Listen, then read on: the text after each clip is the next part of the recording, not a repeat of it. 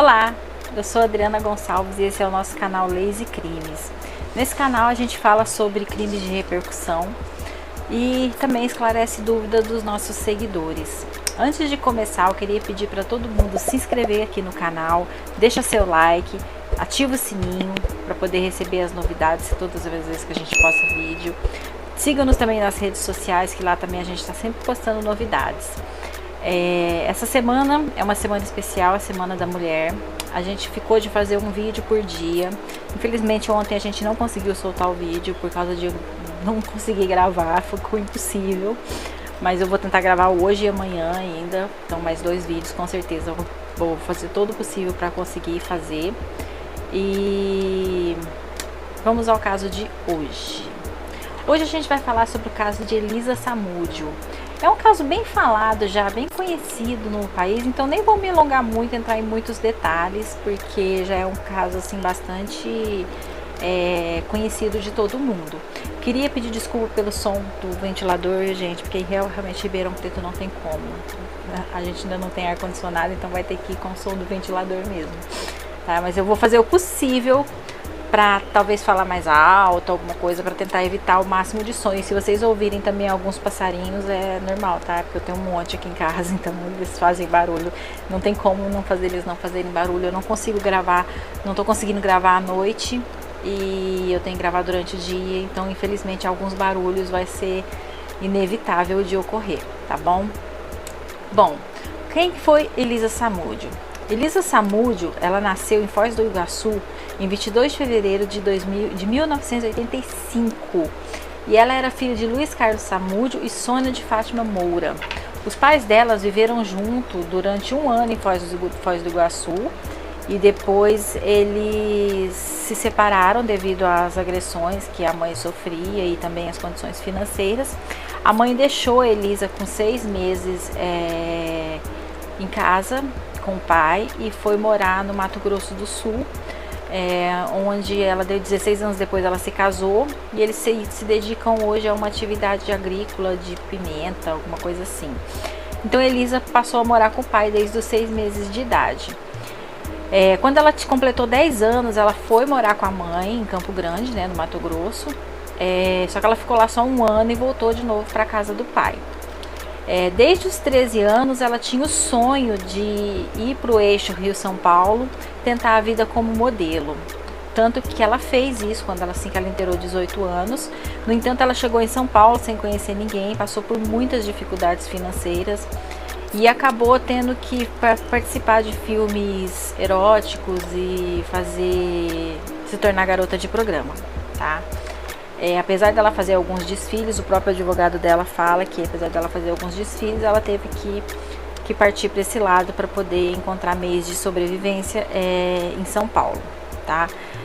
Vamos falar do Bruno. Bruno Fernandes das Dores de Souza nasceu em Ribeirão das Neves em 23 de dezembro de 84, né? Ele era conhecido como Goleiro Bruno. É um ex-futebolista que atuava como goleiro e atuou em vários times. O último time que ele atuou foi no Flamengo. Tá? Aos 12 anos de idade, o Bruno era uma criança normal que não tinha dinheiro sequer para pagar a passagem do ônibus e entrou para o mundo da bola. Entrou para o mundo de futebol, que é o sonho de quase todo menino, todo adolescente hoje em dia, né? Começou nas categorias de base dos times e foi evoluindo, mas sempre envolvido em grandes confusões, tá? Em 2005, ele estava jogando no tradicional de Venda Nova, que foram passar outros jogadores famosos como Euler e Fred. E em 2005 ele se envolveu numa confusão de frente a uma escola que se chama Escola Estadual Pedro de Alcântara Nogueira, em Ribeirão das Neves, onde ele ameaçou, passou a noite na delegacia depois de ter desferido 2 tapas no rosto de um jovem por não ter gostado de uma crítica que ele recebeu. Na época ele estava no Atlético, perdão, acho que eu falei errado. Na época ele estava no Atlético e ele não gostou de uma crítica que o moço fez e desferiu 2 tapas nele. Passaram os dois à noite na delegacia, né? Apesar do rebaixamento do Atlético nesse momento, em 2005, para a Série B do Brasileirão, o Bruno termina o ano com o troféu de melhor goleiro e eleito segundo melhor goleiro pela revista Placar. Em 2006, uma nova confusão terminaria com Bruno na delegacia. Ele foi detido pela polícia militar, acusado de manobras perigosas e de ter desacatado o policial militar. Ele não gostou de ser advertido pela polícia. Enfim, foi novamente para a delegacia, foi atuado por desacato, perdeu 7 pontos na carteira e teve habilitação e documento apreendido. Em maio de 2006, recebeu uma nova advertência da diretoria por forçar a sua saída do clube com declarações dadas à imprensa. Enfim, ele era uma pessoa que estava sempre envolvido em alguns tipos de confusão, né?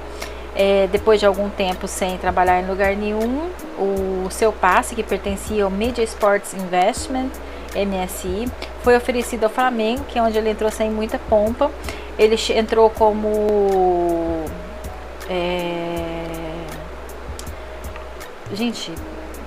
substituto do goleiro, né? Mas aí o goleiro reserva, mas aí o goleiro principal ficou doente, teve uma contusão, e o Bruno foi testado na vaga e pelas suas boas atuações acabou ficando no time, né? E teve um papel importante na decisão do Campeonato Carioca de 2007, ao defender 2 pênaltis numa disputa de pênaltis que garantiram o título ao Flamengo, em cima do Botafogo. E foi quando ele passou a ser mais ainda valorizado, e depois teve várias brigas entre quem possuía o passe dele e o Flamengo, enfim. No dia 23 de abril, Bruno marcou seu primeiro gol como profissional numa linda cobrança de falta na partida do Flamengo, quando terminou com Flamengo 2 e Coronel Bolonense 0, válida pelas Libertadores daquele ano. Por ter sido o primeiro jogador do Flamengo, por ter sido o primeiro goleiro do Flamengo a fazer um gol, ele ganhou um título do Flamengo, e depois disso ele foi novamente, agrediu novamente um estudante e foi condenado a pagar uma cesta básica. Ou seja, ele estava sempre envolvido em altos e baixos na sua carreira, né? Ele estava sempre envolvido em muita confusão, muita festa, muita bebida, muito sexo, muita droga, enfim, coisa que é meio que natural desse meio futebolístico aí, digamos assim, né? Em meados de 2008 e 2009, ela diz que conheceu o Bruno em 2008 e ele diz que conheceu ela em 2009 no churrasco. Num churrasco na casa de um outro jogador de futebol, onde tiveram também muitas drogas e bebidas, e nesse momento eles iniciaram um relacionamento. O Bruno era casado, mesmo assim ele prometeu deixar a esposa, e ela deixou de ser garota de programa para ficar apenas com o Bruno, tá? O relacionamento deles, no entanto, durou muito pouco, terminou em agosto de 2009, quando ela ficou grávida. E ele não aceitou a gravidez, ele queria que ela abortasse e ela não queria. Então, em 13 de outubro de 2009, é quando Elisa relata as primeiras agressões sofridas por Russo e o tal de Macarrão, ou Maca, com quem o Bruno tinha uma amizade um tanto quanto bizarra. Inclusive, o Macarrão tem tatuados nas costas a seguinte frase: a amizade, bem mesmo. A amizade, bem, mesmo a força do tempo, nem a força do tempo irá destruir o amor verdadeiro. Tipo, muito esquisito, bizarro, enfim. Então, segundo Elisa, eles a espancaram e obrigaram a tomar remédios abortivos, e inclusive o Bruno teria colocado um revólver em sua cabeça nesse momento. Em 10 de fevereiro, depois disso, ela ganhou uma medida protetiva, né, pela vara da violência doméstica contra a mulher. Só que a juíza entendeu que não era um caso de violência doméstica, porque não havia um relacionamento entre os dois afetivo. Inclusive, a juíza disse que a Lei Maria da Penha não poderia ser utilizada para casos eventuais de relacionamentos puramente sexuais e rápidos, que era para envolver casos afetivos. Não levou em consideração que ela estava grávida de 5 meses, então, assim, uma decisão meio infeliz dessa juíza, passando então o caso a ser julgado pela vara criminal comum e não mais pelo anexo de violência doméstica, como deveria ter sido. Talvez se tivesse sido investigado pelo anexo de violência doméstica, tivesse tido alguma providência nesse momento, talvez não tivesse acontecido o que aconteceu. Mas enfim, em 10 de fevereiro de 2010, nasce o filho de Elisa e Bruno. E Bruno não reconhece a paternidade, que vem ser provada por DNA depois, em 29 de outubro de 2010. Né? O pai da Elisa entra com uma ação pedindo para que ele reconheça a paternidade. Tá? Vamos falar sobre o caso, o assassinato em si. Se é que ocorreu um assassinato, né? Esse caso ele é bem polêmico porque é um caso sem corpo. Até hoje não foi encontrado o corpo de Elisa. Apesar de diversas denúncias falando que o corpo estava aqui, o corpo estava ali, o corpo estava no lago, o corpo estava enterrado em tal lugar, a polícia chegou a escavar metros e metros de lugares aí para tentar encontrar o corpo e nunca encontrou. Então, assim, até então, no Brasil é permitido que a pessoa venha a ser acusado, inclusive culpado, condenado, com base apenas em indícios, que foi esse o caso do Bruno e do restante das pessoas envolvidas. Eles foram condenados com base nos indícios que existiam de que eles haviam cometido o crime contra a Elisa. Elisa foi declarada morta, se eu não me engano foi em 2010 ou 2017, algo assim, que ela foi declarada morta. Teve inclusive uma certidão de óbito que foi muito questionada pela defesa, né, pela defesa do Bruno, né, porque a defesa defende que ela pode estar viva ainda, então que não teria no caso um assassinato. Mas enfim, como que se ocorreram os fatos, né, mais ou menos assim, que se sabe. Que Bruno convidou Elisa para ir ao seu sítio, supostamente para resolver o problema da pensão da criança. A criança na época estava com pouco mais de 6 meses de idade, era um bebê ainda.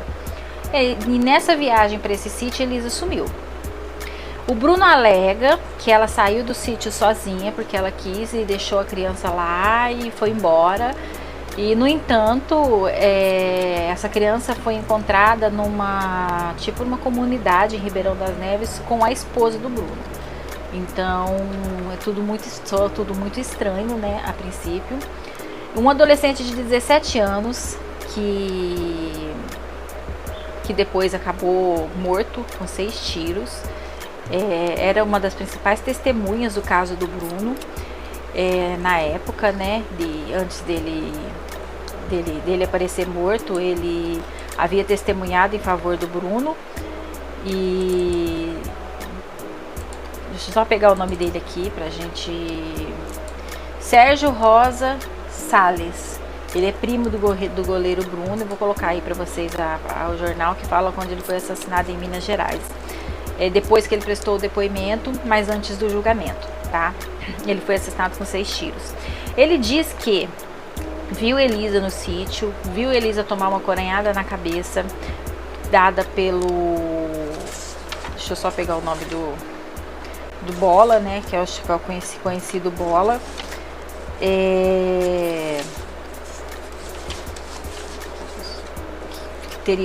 Que seria quem efetivamente matou Elisa. Então diz que esse Bola pegou Elisa, deu uma coronhada na cabeça dela, depois asfixiou, picou seu corpo em pedacinhos e deu algumas partes para os cachorros comerem. Inclusive ele relata no depoimento dele que ele viu ele dando a mão da Elisa para o cachorro comer, coisa assim, e que os ossos foram concretados depois no sítio. Bom,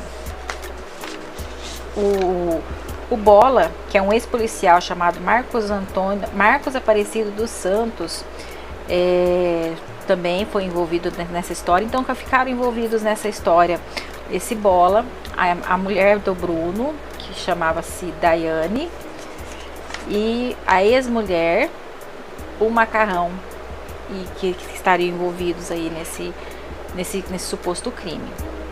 Mas tudo a mando do Bruno, tá, gente? Segundo consta. Enfim, essa é uma das versões do que pode ter acontecido com a Elisa. Foram encontrados indícios de sangue no carro do Bruno. Foram encontradas coisas da Elisa no sítio, tá? Foram encontrados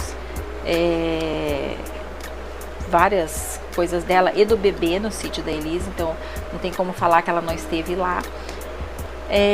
O Bruno nega, a defesa do Bruno também nega. No julgamento, no primeiro julgamento, a defesa do Bruno saiu do julgamento por entender que estava tendo a defesa cerceada, então ele não foi julgado da primeira vez.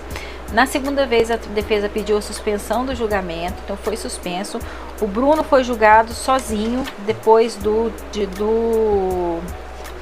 foi desmembrado o julgamento, né? Então no dia 21 de novembro de 2012, o julgamento foi desmembrado. E no dia 24, Macarrão foi condenado a 5 anos de prisão por homicídio. Fernanda Gomes, que é a ex-namorada que também estava envolvida na história, a 5 anos de prisão por ter participado no crime, tá?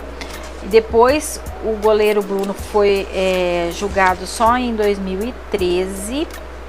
Foi condenado a 17 anos e 6 meses em regime fechado por homicídio triplamente qualificado, por motivo torpe, né, por asfixia e por recurso que dificultou a defesa da vítima.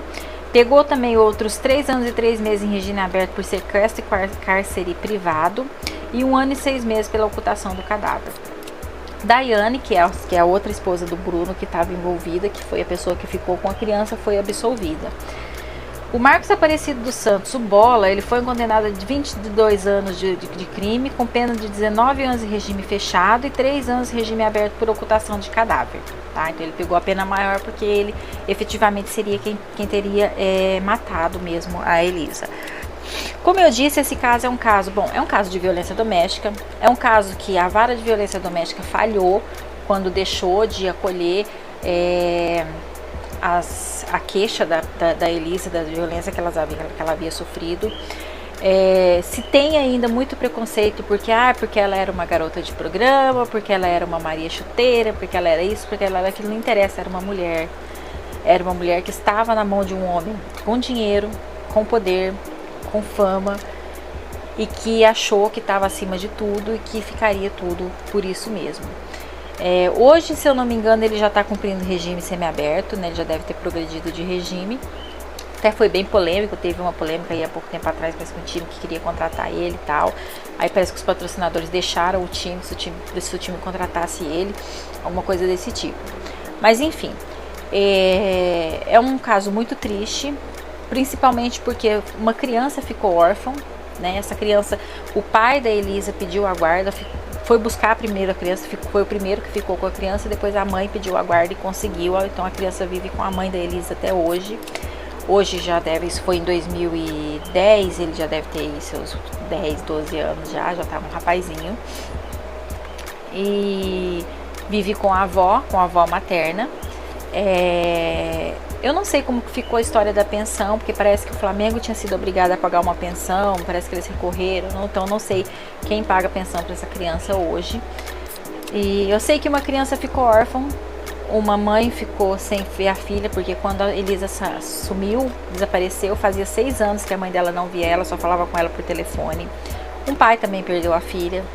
E uma jovem, muito jovem, que poderia ter uma carreira, que poderia ter uma vida pela frente, que estava lutando por isso, teve a sua vida ceifada porque não quis abortar uma criança ou porque ficou grávida. Que seja um golpe da barriga, que seja, ninguém obrigou ninguém a fazer nada, né? Ele é criança, né? Então, eu acho que merece a punição como ocorreu. Bom, espero que vocês tenham gostado do caso, tá? Esse foi o nosso caso de hoje. Espero que vocês tenham gostado da forma como a gente conta o caso. É um caso muito triste. Eu evito fazer os meus próprios comentários, mas às vezes é inevitável. Queria pedir para vocês não se esquecerem de deixar o seu joinha e de se inscreverem no canal, caso não sejam inscritos ainda, tá? Porque é muito importante. Deixa um comentário, um oi, um emoji, qualquer coisa para o YouTube entender que o vídeo está sendo de interesse das pessoas, tá? Mais uma vez peço desculpa pelos barulhos que vocês podem ter ouvido de passarinho ou de ventilador, porque realmente está inevitável. Eu ainda não tenho uma estrutura que permite a diminuição dos ruídos. A gente tenta diminuir o máximo possível depois na edição, mas pode sair alguma coisa, tá bom? E queria agradecer a todos que ficaram até o final e até mais.